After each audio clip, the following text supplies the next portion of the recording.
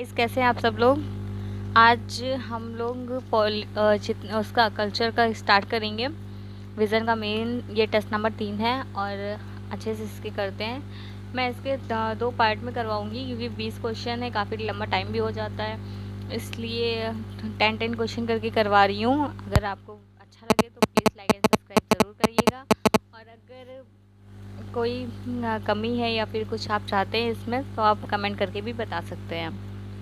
Thank you so much. Start करते हैं फिर। हाँ, इसका क्वेश्चन नंबर 1 है, भारत में चित्रकला की एक अत्यधिक समृद्ध और लंबी परंपरा रही है। भित्ति चित्रकला पर विशेष ध्यान केंद्रित करते हुए चर्चा कीजिए। इसमें भित्ति जो चित्रकला है उसके बारे में पूछा है, और जो फोकस रहेगा वो थोड़ा उस पर ही ज़्यादा रहेगा। ठीक है, फिर इसका आंसर देखते हैं। भारत में चित्रकला की परंपरा विश्व की सबसे उत्कृष्ट परंपराओं में से एक रही है। एक समय के साथ विभिन्न धार्मिक मान्यताओं, सांस्कृतिक और क्षेत्रीय परंपराओं, शासक जनमानस की सामाजिक राजनीतिक आकांक्षाओं को समाविष्ट करके विकसित हुई है। ये हम इंट्रो में डालेंगे। इसका जो मेन पार्ट होगा यहाँ से स्टार्ट होता है। भारतीय चित्रकला की परंपरा पूरा पाषाण युग से चली आ रही है। इसके साक्ष्य भीमबेटका, लखुडियार के शैल चित्रों से प्राप्त होते हैं।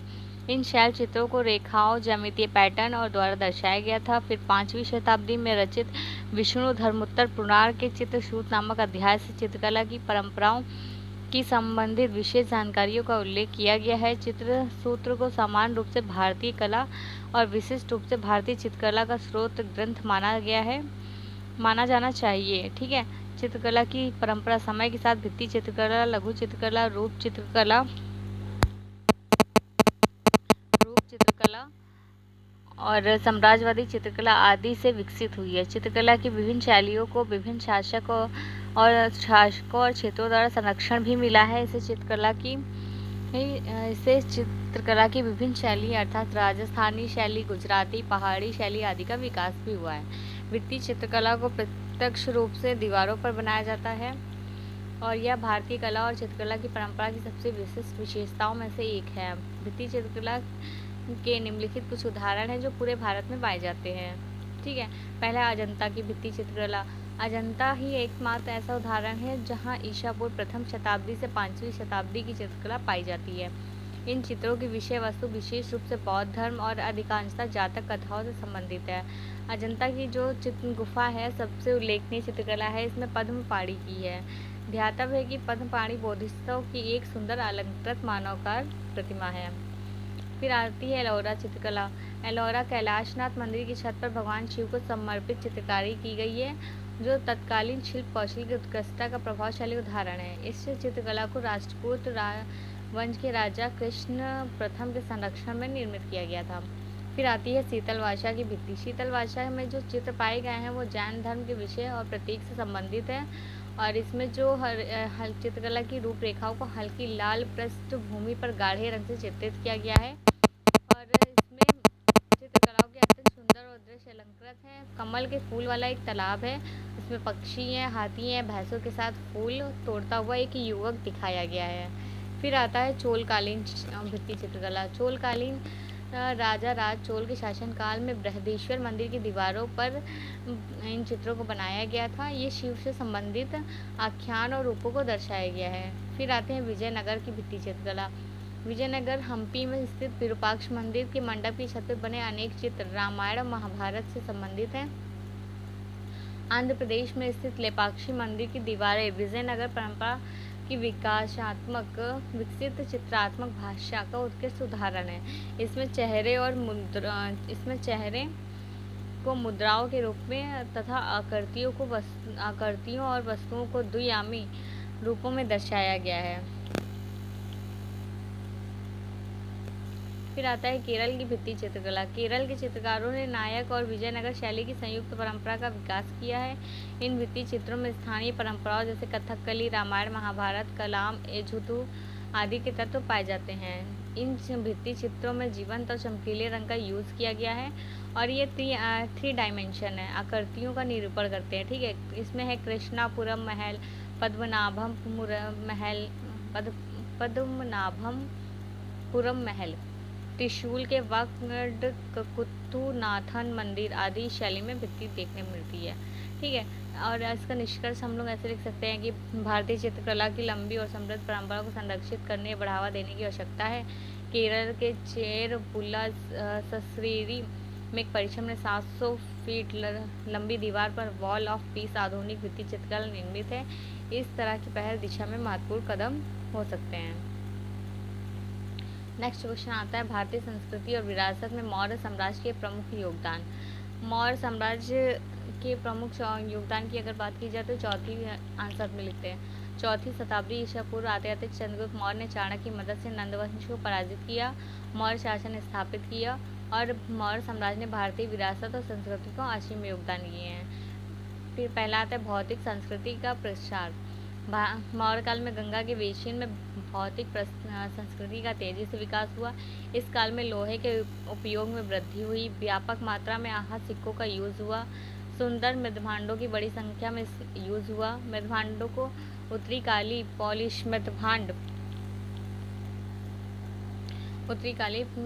पॉलिश वाले मृदभांड NBPW कहा जाता है। इसके अतिरिक्त मौर्य काल के दौरान भारत में नगरों का उदय हो रहा था। ठीक है, वास्तुकला में योगदान की बात की जाए तो स्तंभ है।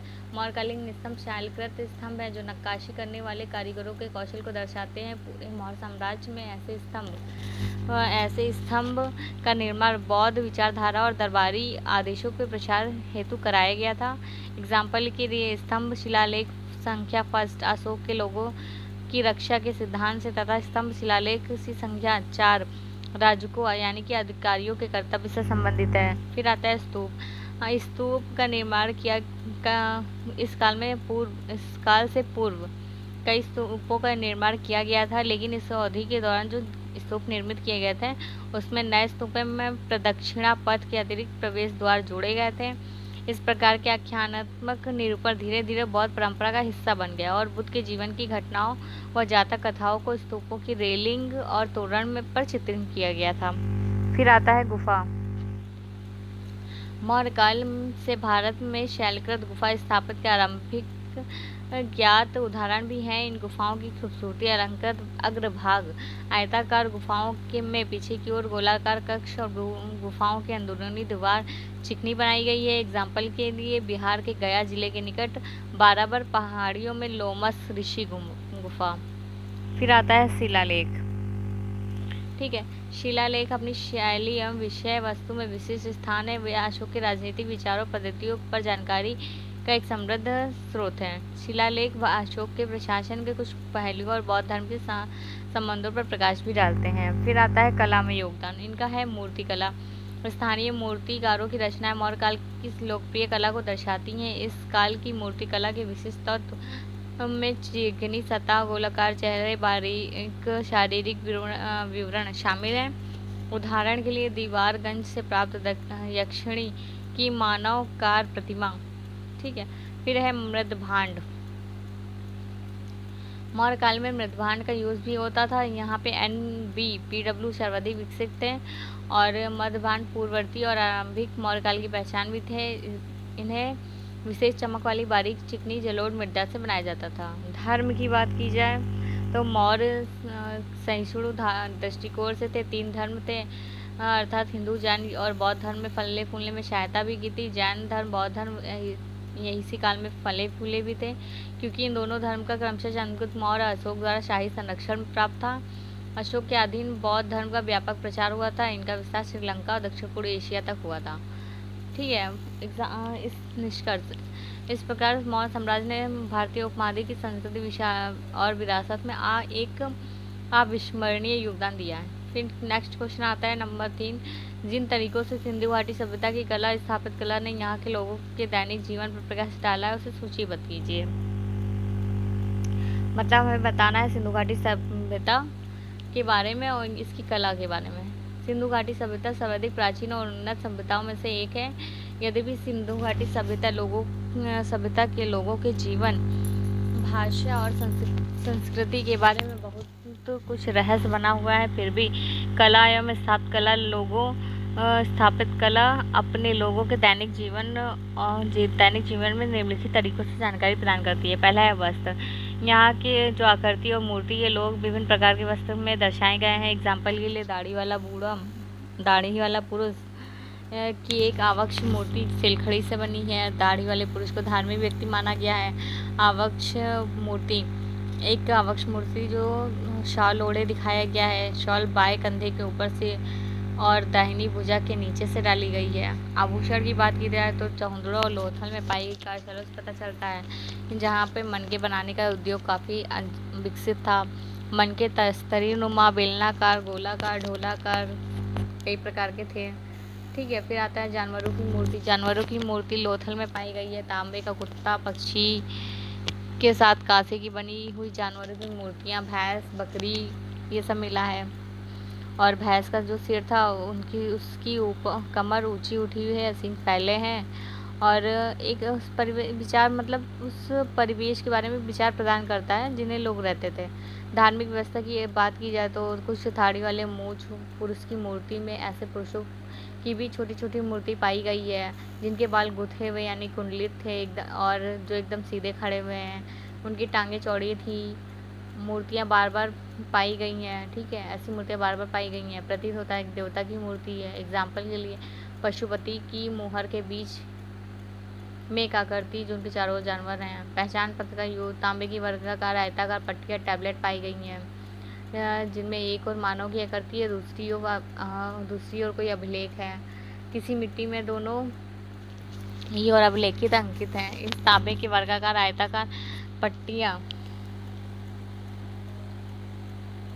इस पट्टियों का यूज़ बाजूबंद की तरह भुजाओं पर किया गया है। हजारों की संख्या में मोहरें मिली हैं, आमतौर पर छिलखड़ी से बनी हैं। मुद्राओं को लोग बाजूबंद के तौर पर भी पहनते थे, ऐसा माना गया है। ठीक है, प्रतीत होता है ऐसे व्यक्तियों की पहचान भी की गई है। वर्तमान में लोग पहचान के लिए पहचान पत्र धारण करते हैं। सामान्य घरेलू उपकरण का बात की जाए तो छिद्रित पात्रों में बड़ा छिद्र बर्तन के तल पर और छोटे छिद्र उनकी दीवार पर सर्वत्र पाए गए हैं।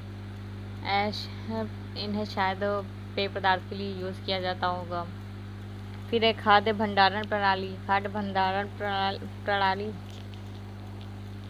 सिंधु सभ्यता के लोग अन्नागार और भंडारण वस्तु के लिए विशेष यूज करते होंगे।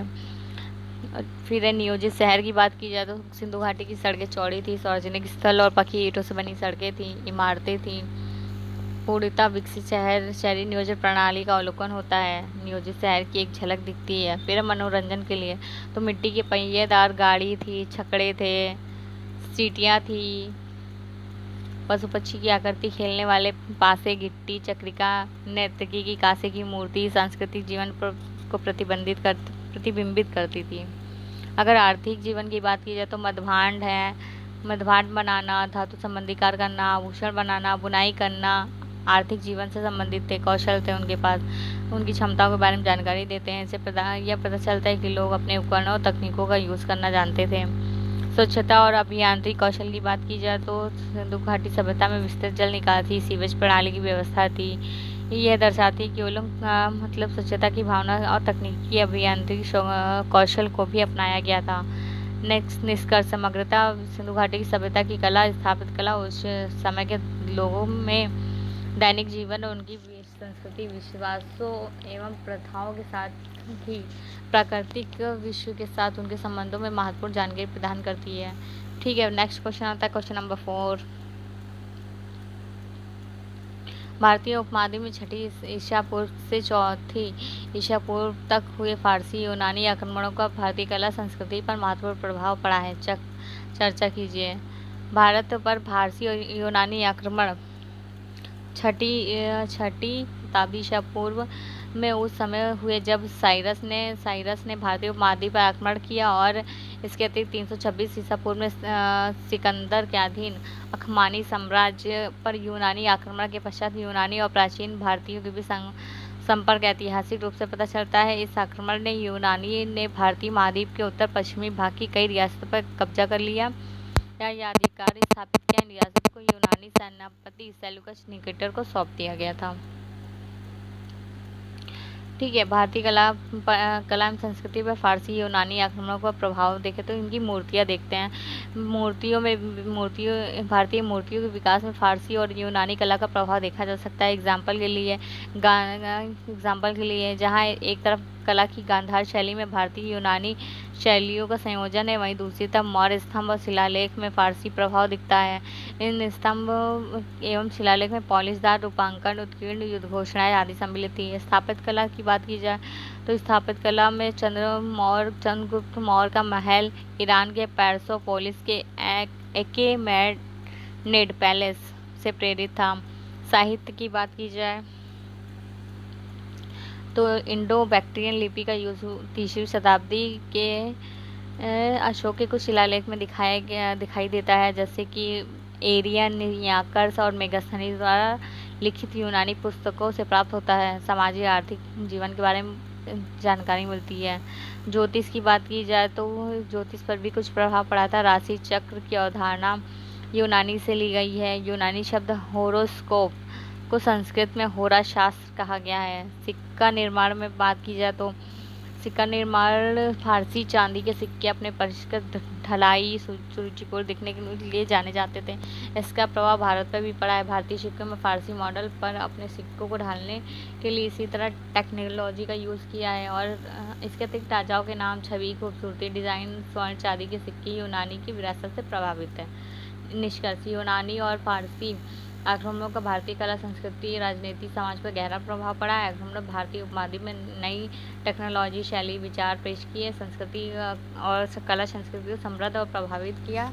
आक्रमण से राजनीतिक और प्रशासनिक परिवर्तन भी हुए थे और इससे सांस्कृतिक आदान प्रदान और आर्थिक विकास को भी सुगम बनाया गया है। फिर नेक्स्ट क्वेश्चन आता है, क्वेश्चन नंबर 5।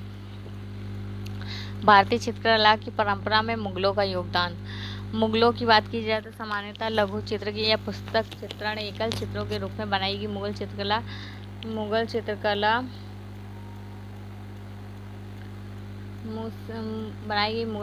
ने कई परिवर्तित चित्रकला शैलियों, भारतीय शैलियों को प्रेरित किया। उसने अपनी छाप छोड़ी है। मुगल शासक विभिन्न शैलियों के संरक्षक थे। औरंगजेब को छोड़कर अधिकतर मुगल उत्तराधिकारियों ने अपनी रुचि और पसंद के आधार पर भारतीय चित्रकला परंपरा में निम्नलिखित तरीकों से योगदान दिया है। पहला है पांडुलिपि चित्रण। मुगल बादशाह के शासनकाल में घटनाओं का विवरण देने वाले इतिहास में लिखित पाठ के साथ ही घटनाओं के चित्रण के माध्यम से दृश्य रूप में भी वर्णित किया गया है। एग्जाम्पल: महत्वपूर्ण चित्रित मुगल इतिहास में सर्वाधिक ज्ञात अकबरनामा है, बादशाहनामा है। चित्रकारों को संरक्षण। मुगल दरबार में चित्रकारों को संरक्षण भी मिला है, जैसे कि बादशाह हुमायूं 2 फारसी चित्रकार मीर सैयद अली और अब्दुल समद को अपने साथ दिल्ली ले आए थे। फिर रहता है दैवीय प्रकाश। जहांगीर के शासनकाल में मुगल चित्रकला पश्चिमी प्रभाव अधिक स्पष्ट हो जाता है। बादशाहों के सिर के पीछे प्रभा मंडल का प्रचलन आ जाता है। नए टेक्नोलॉजी को अपनाना। इन्होंने कुछ विचारों के दृश्य रूप में निरूपण होती अनेक प्रतीकों की रचना की। एग्जाम्पल के लिए एक दूसरे के साथ लिपट कर शांतिपूर्वक बैठे हुए शेर, मेमने या का चित्र न्याय के लिए सर्वाधिक ही पसंदीदा प्रतीक था। फिर आता है विविध चित्र और विविध विषय वस्तु, diverse subject and themes. Akbar के संरक्षण में मुगल चित्रकला विभिन्न वस्तुओं का अंकन हुआ। राजनीतिक विजय, दरबार के मौलिक दृश्य, धर्मनिरपेक्ष ग्रंथ, महत्वपूर्ण व्यक्तियों की छवि, साथ हिंदू पौराणिक, फारसी और इस्लामिक विषय शामिल थे। जहांगीर के शासनकाल की बात की जाए तो पौधे, जानवर, पक्षी के रूप में प्रकृति की सुंदरता का महत्वपूर्ण विषय दिया। जहांगीर ने सुलेख कला को बढ़ावा भी दिया था। रूप चित्रकारी की शुरुआत भी की थी। ठीक है। शाहजहां के शासनकाल की बात की जाए तो शाहजहां को एक नया रोमानी रंग मिला था। वो प्रेम, रोमानिया चित्रकला, रूप चित्रण, दरबार के दृश्य समान विषय बन गए थे। लैला मजनू, शिरीन, फरहाद, बाज बहादुर, रूपमती की प्रणय कथाओं का चित्रण किया गया था।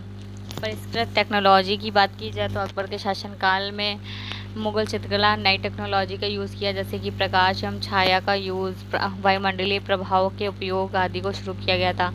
जहांगीर के संरक्षण में मुगल चित्रकारी उच्चतम दर्जे की वास्तविक और वैज्ञानिक शुद्धता हासिल की थी। अब चित्रकारी में भव्य और समृद्ध दरबार के दृश्यों के सूक्ष्म विवरण व परिष्कृत चित्रण, अभिजात शाही छवि, चारित्रिक लक्षण व फूल पौधे, जीव जंतु विशिष्ट अंकन होने लगा था। विदेशी प्रभाव का अगर बात की जाए तो मुगल शैली में इस्लामिक और भारतीय यूरोपियन दृश्य संस्कृति और सौंदर्य के प्रति परिष्कृत मिश्रित रूप से प्रस्तुत हुई थी। और मिश्रित शैली के चित्र को भी देखते हुए कहा जा सकता है कि इस काल में निर्मित कलाकृति का खजाना काफ़ी समृद्ध था। यह खजाना पहले से चली आ रही उस कला की परंपरा को भारतीय और ईरानी शैलियों से काफ़ी अधिक विकसित था। ठीक है। इसके अलावा मुगल काल में कला अधिक औपचारिक हो गई थी। इस कला में उस समय कला की कार्यशालाएं स्थापित हो गई थी। कार्यशाला में ईरान से बुलाए गए अनेक चित्रकार भी शामिल थे। भारत और ईरानी शैलियों का सामंजस्यपूर्ण मिश्रण था। एग्जाम्पल के लिए हुमायूं ने निगार खाना जिसे चित्रों की कार्यशाला की स्थापना भी की थी। 1739 में नादिर शाह के आक्रमण और दिल्ली के चित्रकारों के देश के अन्य हिस्सों में पलायन के साथ मुगल चित्रकला धीरे धीरे गुमनामी में चली गई और मुगल शैली को भारतीय चित्रकला इतिहास में महत्वपूर्ण बदलाव के रूप में देखा गया।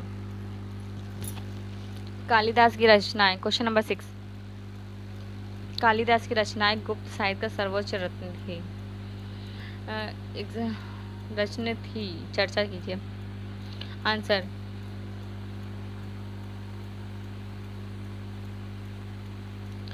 गुप्त काल को कला साहित्य का स्वर्ण युग माना गया है। इस काल के सभी कवियों में सबसे महान कालिदास थे। उन्होंने 5वीं शताब्दी ईसा पूर्व में चंद्रगुप्त द्वितीय के दरबार में संरक्षण प्राप्त था। और उनकी जो रचनाएं हैं निम्नलिखित कारणों से गुप्त साहित्य का मुकुट रत्न माना जा सकता है। ठीक है। उनकी रचनाएं उनकी रचनाओं में विविधता है। कालिदास शास्त्रीय परंपरा और के उन लेखकों में से हैं जिन्होंने नाटक के साथ साथ कविताओं की रचना की। और शास्त्रीय लेखक या तो नाटक में या कविता में विशिष्ट है। उदाहरण के लिए अधिकांश जो थे, उदाहरण के लिए कालिदास की मालविका, अग्निमित्रम, विक्रमोर्वशीयम आदि नाटक और मेघदूत, ऋतु संहारम आदि कविताएं दोनों के रचनाकार रहे हैं। उनकी रचनाएं गुप्त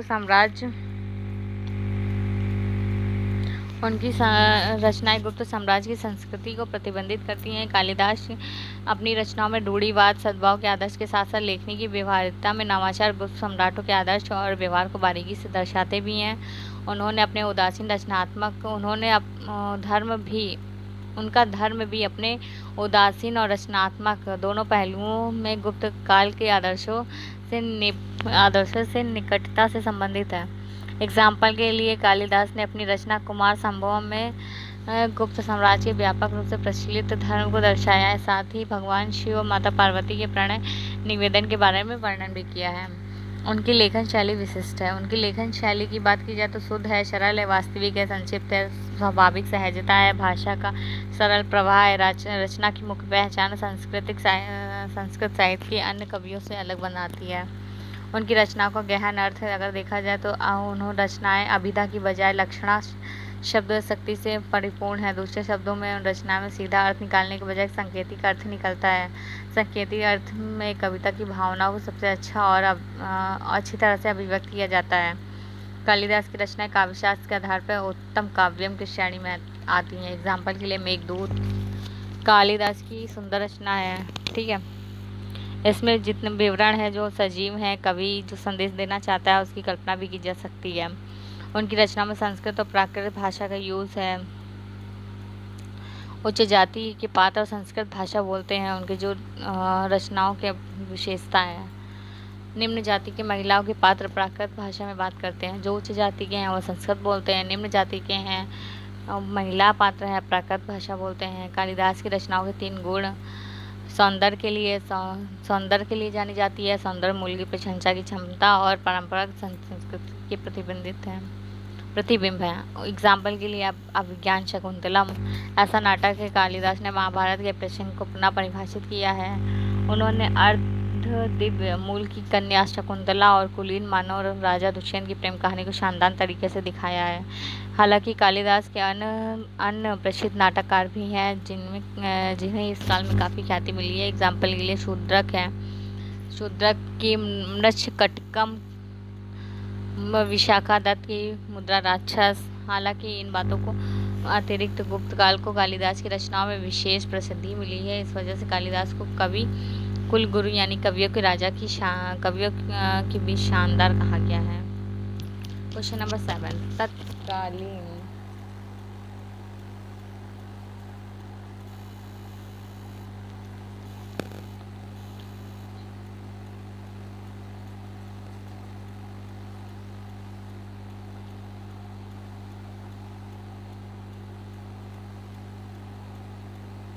क्वेश्चन नंबर 7, तत्कालीन प्रतिकूल परिस्थितियों के बावजूद भारत छोड़ो आंदोलन को शुरू करना विभिन्न कारणों से अपरिहार्य हो गया था। आंसर, भारत छोड़ो आंदोलन शुरू होने से पहले भारत में व्याप्त परिस्थितियों ने ब्रिटिश शासन के खिलाफ व्यापक असंतोष और मोहभंग को उजागर कर दिया था। हालांकि उस समय की परिस्थितियां निम्न कारणों में से एक लोकप्रिय आंदोलन के रूप में अनुकूल नहीं थी। पहला है फांसीवाद का विरोध। महात्मा गांधी और जवाहरलाल नेहरू जैसे नेता द्वितीय विश्व युद्ध में शामिल ब्रिटिश सरकार के लिए कोई आंतरिक परेशानी पैदा करने के पक्ष में नहीं थे। उन्हें लगा था कि फांसीवाद शक्तियों के खिलाफ एक उचित कारण के लिए लड़ रहे हैं। कोई भी लोकप्रिय आंदोलन का अर्थ फांसीवाद को अप्रत्यक्ष समर्थन होगा। ठीक है, उन्होंने सख्त उपाय किए। दूसरा है सख्त उपाय। युद्ध को उचित ठहराते हुए भारत रक्षा अधिनियम 1939 लागू किया था, जिससे भारत में स्वयं प्रभाव से सैन्य शासन लागू हो गया था। इस अधिनियम के तहत कोई भी व्यक्ति युद्ध में ब्रिटेन के खिलाफ किसी भी राज्य की सहायता करने का इरादा रखता है तो उसे मृत्युदंड या बाकी जीवन के लिए देश से बाहर निकाले जाने का सजा का प्रावधान था। इस सजा के लिए विशेष अदालत का भी प्रावधान किया गया था। फैसले के लिए कोई अपील भी नहीं की जा सकती थी।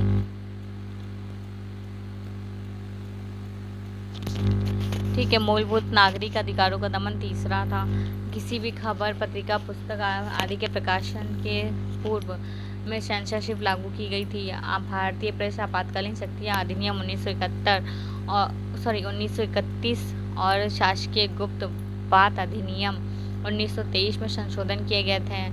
भारतीय रक्षा अधिनियम में रक्षा उद्देश्यों के लिए भूमि अधिग्रहण का प्रावधान भी किया गया था।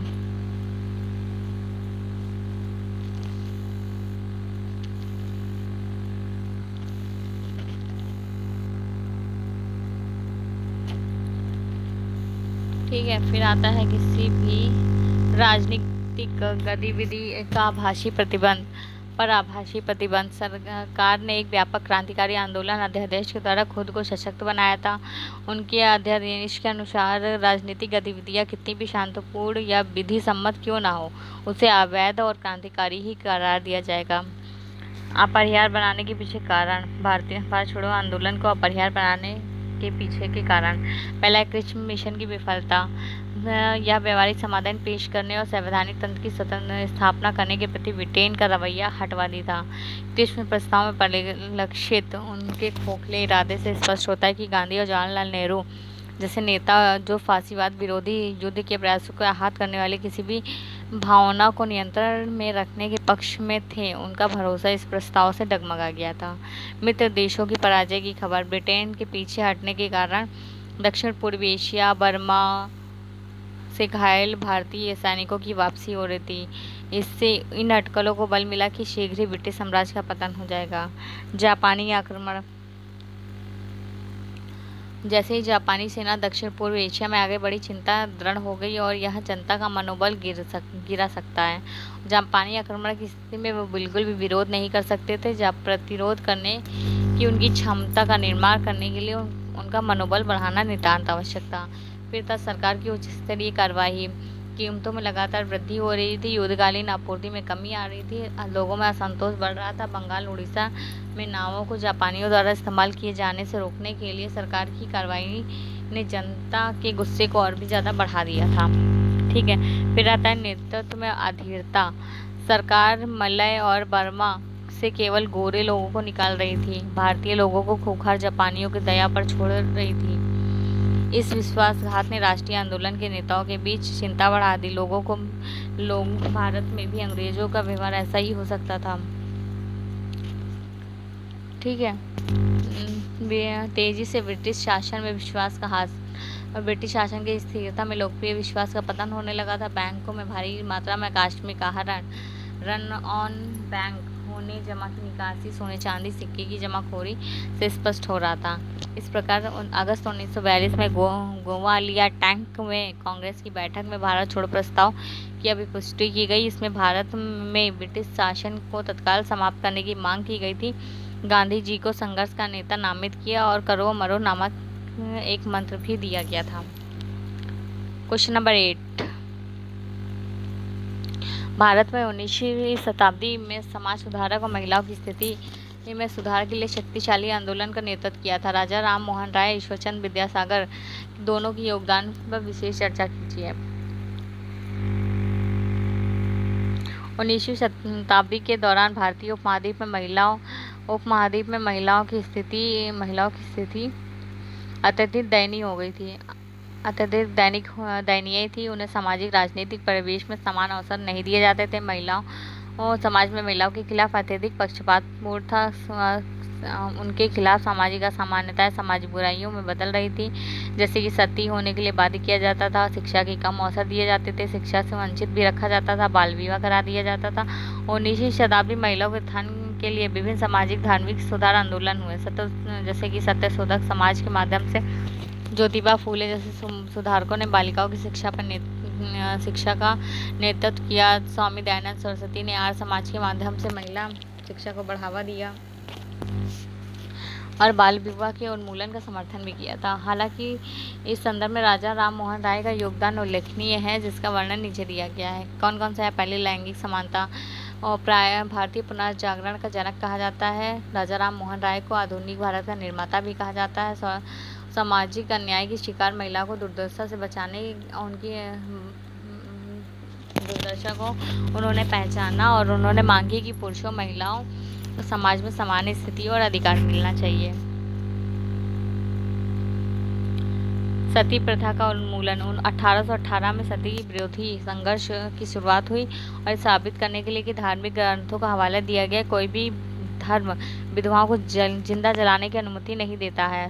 उन्होंने सतर्कता समूहों का गठन किया। सती प्रथा के उन्मूलन के लिए सरकार के पास याचिका दायर की और अंततः सरकार ने बंगाल सती विनियम 1829 पारित किया, जिससे पूरे ब्रिटिश भारत में सती प्रथा को अवैध घोषित कर दिया था। महिला शिक्षा के बहुत बड़े समर्थक थे। महिलाओं के नैतिक और बौद्धिक रूप से पुरुषों से कम नहीं मानते थे। 1822 में उन्होंने आंग्ल हिंदू विद्यालय की स्थापना की, जहां लड़के लड़कियां दोनों एक साथ पढ़ सकते थे। 1828 में ब्रह्म समाज की स्थापना की। इससे महिलाओं की शिक्षा के प्रचार के लिए बहुत कार्य किया गया था और कई परिवारों में को अपनी लड़कियों को विद्यालय भेजने के लिए प्रोत्साहित किया था। बहुविवाह का विरोध। उन्होंने महसूस किया कि बहु विवाह जैसी प्रथाएं महिलाओं के समग्र कल्याण पर प्रतिकूल प्रभाव डाल रही हैं, जिससे उन्होंने इसके दुष्प्रभाव के बारे में जागरूकता फैलाने में मदद भी की थी और इसे अस्वीकार करने का आह्वान भी किया था। फिर आते हैं ईश्वरचंद विद्यासागर का योगदान। विधवा पुनर्विवाह। उन्होंने कहा कि विधवा पुनर्विवाह की अनुमति देने के लिए विधान परिषद में याचिका दायर की थी। धर्मसभा के विरोध के बावजूद सरकार में हिंदू विधवा पुनर्विवाह अधिनियम 1856 के माध्यम से विधवा पुनर्विवाह को वैध घोषित कर दिया था। महिला शिक्षा की बात की जाए तो उन्होंने काफ़ी अच्छा काम किया था और लड़कियों की शिक्षा प्रदान करने के लिए उन्होंने अपने खर्च पर कई विद्यालयों की स्थापना की थी, संचालन किया था।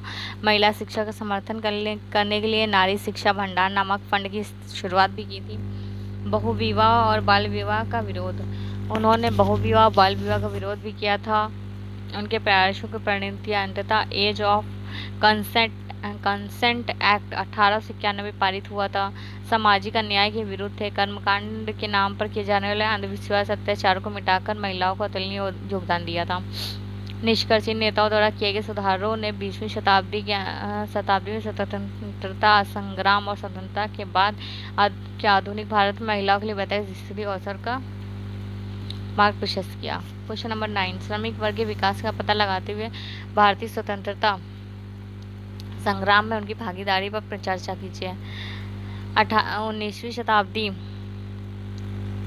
19वीं शताब्दी के उत्तरार्ध में ब्रिटिश शासन के अधीन आधुनिक उद्योग के विकास के साथ साथ भारत में श्रमिक वर्ग का उदय हुआ। यह एक संगठित आत्म जागरूक अखिल भारतीय श्रमिक वर्ग के विकास की प्रक्रिया भारतीय राष्ट्रीय आंदोलन के विकास के साथ क्षेत्र से रूप से जुड़ा था। भारत में श्रमिक वर्ग का विकास अंग्रेज की मुक्त व्यापार नीति के कारण परंपरागत जो ग्रामीण अर्थव्यवस्था पर प्रभाव पड़ा था। ग्रामीण अर्थव्यवस्था में पड़ रहे विनाशकारी प्रभावों की वजह से ग्रामीण क्षेत्रों में गरीब मजदूर के एक वर्ग को रोजगार के लिए शहरी क्षेत्रों में जाना पड़ा, प्रवास करना पड़ा। आगे चलकर भारत में श्रमिक वर्ग के रूप में विकसित हुए थे। कलकत्ता और बॉम्बे कारखानों के माध्यम से उत्पादन होता था और यहाँ पे सस्ते श्रम की मांग और औद्योगिक श्रमिक वर्ग के उदय को बढ़ावा मिला। हालांकि यह असंगठित और लघु प्रकृति थी। इस कारण उद्योगपति मजदूर विशेष रूप से महिला और बच्चों का शोषण करने में सक्षम हुए थे। हालांकि प्रथम भारतीय कारखाना अधिनियम 1881 और दूसरा कारखाना अधिनियम 1891 में लाया गया था, जिसके कारण मजदूरों की स्थिति में अपेक्षाकृत सुधार हुआ था। इसके पश्चात श्रमिक वर्ग और अधिक पेशेवर एवं संगठित हो गए थे, इसलिए क्योंकि अब इनके मुद्दे विशुद्ध रूप से आर्थिक से परिवर्तित होकर व्यापक तौर पर राजनीतिक हो गए थे। ये वेतन बोनस आदि विभिन्न मुद्दों को लेकर हड़ताल विरोध प्रदर्शन करते थे। इसमें से अधिक श्रमिक शामिल होते थे। इसका एक उदाहरण अहमदाबाद मिल मजदूरों की हड़ताल है, जिसमें व्यापक रूप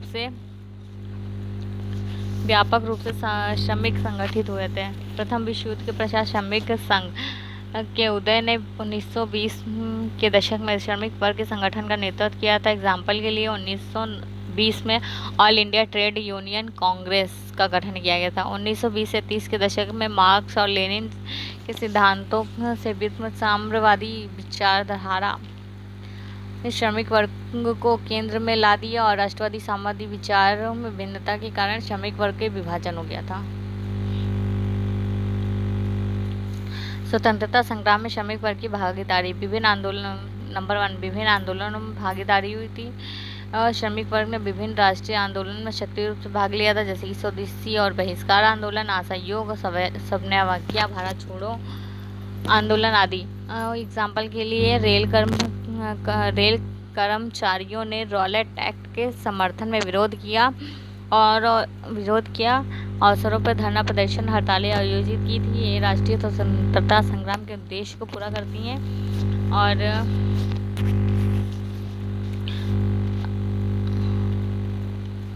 धरना प्रदर्शन, ठीक है, जैसे कि प्रेस हड़ताल, रेलवे हड़ताल, वस्त्र मिल हड़ताल, साम्राज्यवादी की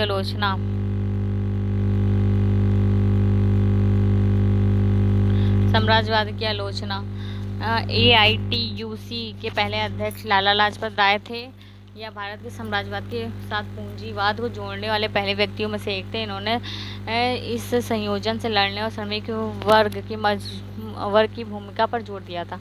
ट्रेड यूनियन का गठन 1919-20 दौरान संपूर्ण भारत में राष्ट्रीय राजनीतिक आंदोलनों में श्रमिक को आगे शामिल करने के लिए मजदूर संघों का गठन किया गया था। ट्रेड यूनियनों का गठन 1920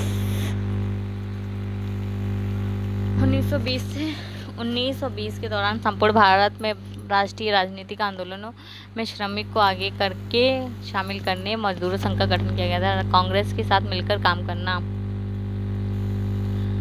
कांग्रेस के प्रमुख नेता जैसे CR दास, सुभाष चंद्र बोस, जवाहरलाल नेहरू AITUC के निकटता से जुड़े थे। साथ ही AITUC ने अपने घोषणा पत्र में कार्यकर्ताओं में राष्ट्रीय राजनीति में योगदान करने का आग्रह भी किया था। वामपंथी आंदोलन 1927-28 में भारत में एक सुदृढ़ साम्यवादी वामपंथी आंदोलन का उदय हुआ था। इस आंदोलन को ब्रिटिश द्वारा सार्वजनिक सुरक्षा अधिनियम और व्यापार विवाद अधिनियम का उपयोग करके दबा दिया गया था। इसके पश्चात साम्यवादी समूह पुनः उभरे। इन्होंने द्वितीय विश्व युद्ध के बाद आज़ाद हिंद फौज मुकदमा 1945, शाही नौसेना विद्रोह 1946 में महत्वपूर्ण भूमिका निभाई थी। यद्यपि श्रमिक वर्ग के लिए क्रांतिकारी एजेंडे के साथ साम्यवादी के आगमन ने श्रमिक वर्ग और कांग्रेस के बीच विसंगतियों को जन्म दिया। इसके बाद भी इसने अपने सभी चरणों में स्वतंत्रता संग्राम में महत्वपूर्ण भूमिका निभाई थी। क्वेश्चन नंबर 10, अगस्त प्रस्ताव और कृष्ण मिशन के बीच राष्ट्रीय आंदोलनों को जारी रखने में व्यक्तिगत सत्याग्रह ने महत्वपूर्ण भूमिका निभाई थी। द्वितीय विश्व युद्ध के दौरान जब फ्रांस अस्थायी रूप से धुरी शक्तियों के अधीन हो गया और मित्र राष्ट्र अनेक पराजयों का सामना करना पड़ रहा था, तब ब्रिटिश सरकार भारतीयों की सहायता प्राप्त करना चाहती थी। इस परिस्थिति में तत्कालीन वायसराय लॉर्ड लिंथिगो का एक समूह तैयार किया, जिसने अगस्त प्रस्ताव के नाम से जाना जाता है। इस प्रस्ताव में पहली बार यह स्वीकार किया गया था कि भारत का संविधान तैयार करना भारतीयों का अपना अधिकार है। इसके तहत कार्यकारिणी परिषद का भी विस्तार हुआ था। डोमिनियन स्टेटस, युद्ध सलाहकार परिषद आदि का प्रस्ताव रखा गया था। हालांकि इन प्रस्ताव में स्पष्टता का अभाव था और इसने अल्पसंख्यकों को वीटो की शक्ति भी प्रदान की थी। भारत के भावी संविधान निर्माण के लिए अल्पसंख्यकों की सहमति आवश्यक थी। अगस्त प्रस्ताव को कांग्रेस और मुस्लिम लीग दोनों ने खारिज कर दिया था। जहां एक और दक्षिण पूर्व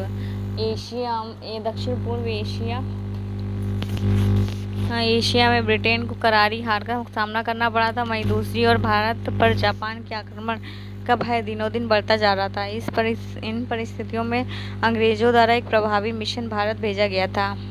ठीक है। नंबर 1, कृष्ण मिशन 1942 में भारत में आया था और इसके तहत संविधान निर्माण का अधिकार भारतीयों को सौंप दिया गया था। इसने संविधान सभा की संरचना स्पष्ट रूप से निर्दिष्ट की थी। वायसराय की कार्यकारिणी परिषद का तत्काल पुनर्गठन हुआ था। इसके अलावा महत्वपूर्ण मंत्रालय भारतीयों को हस्तांतरित करने के साथ साथ डोमिनियन स्टेटस का प्रस्ताव किया गया था। भारतीय राष्ट्रीय कांग्रेस ने कृष्ण मिशन को अस्वीकार किया था, क्योंकि अब भारत की मांग पूर्ण स्वतंत्रता थी। साथ ही भारत को इस बात का डर था कि ऐसे प्रस्ताव को स्वीकार करने से सांप्रदायिक आधार पर देश का विभाजन हो जाएगा। हालांकि अगस्त प्रस्ताव और कृष्ण मिशन के बीच भारत ने अंग्रेजों के विरुद्ध जन संघर्ष की घोषणा करके अथवा प्रतिद्वंदियों से मिलकर इस स्थिति का लाभ उठाने से इनकार कर दिया था। भारत का मानना था कि देश की मंशा अन्यायपूर्ण थी, इसलिए विरोध के बजाय कांग्रेस ने भविष्य के संघर्ष के लिए संगठन को मजबूत करने, जनता के बीच राजनीतिक कार्यों को जारी रखने, वार्ताओं के माध्यम से समाधान की सभी संभावनाएं समाप्त होने तक समझौता का समर्थन किया। कांग्रेस का रामगढ़ अधिवेशन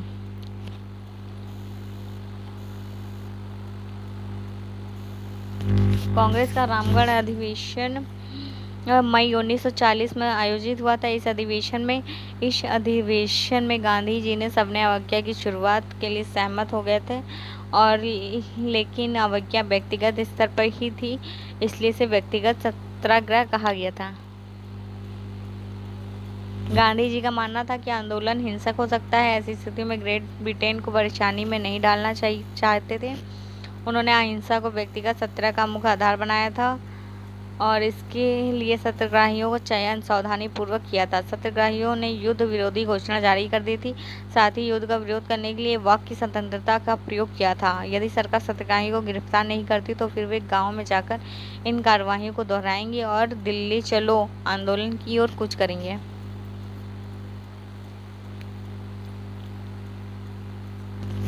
पहले सत्याग्रही के रूप में आचार्य विनोबा भावे को चुना गया था। उन्होंने युद्ध के खिलाफ बर्लिन पर जेल भेज दिया गया था। और दूसरे सत्याग्रही जवाहरलाल नेहरू थे। तीसरे ब्रह्मदत्त थे। ब्रह्मदत्त गांधी जी के आश्रम से जुड़े व्यक्तियों में से एक थे। उन्होंने सभी व्यक्तियों को भारतीय रक्षा अधिनियम डिफेंस ऑफ इंडिया एक्ट के उल्लंघन करने के आरोप में जेल भेज दिया गया था। व्यक्तिगत सत्याग्रह का सत्याग्रह द्वारा यह प्रदर्शित किया गया था कि राष्ट्रवादियों को धैर्य किसी कमजोरी का परिणाम नहीं था। इस माध्यम से युद्ध में लोगों की अनिच्छा को व्यक्त किया गया था। साथ ही नाजीवाद एवं भारत पर शासन करने वाली दोहरी निरंकुशता के बीच भेद को स्पष्ट किया गया था। मूलतः व्यक्तिगत सत्याग्रह ने ब्रिटिश सरकार को कांग्रेस की मांगों को शांतिपूर्ण स्वीकार करने का एक और अवसर दिया। साथ ही अगस्त प्रस्ताव कृष्ण मिशन के बीच राष्ट्रीय आंदोलन को बनाए रखा। कृष्ण मिशन की विफलता के पश्चात ही गांधी जी ने करो और मरो का आह्वान किया और भारत छोड़ो आंदोलन की शुरुआत की थी। Thank you guys. यहाँ पे 10 क्वेश्चन कंप्लीट होते हैं। नेक्स्ट पार्ट में हम 11 से लेकर 20 तक के क्वेश्चन देखेंगे। और तब तक आप देखते रहिए और लाइक एंड सब्सक्राइब करते रहिए। Thank you.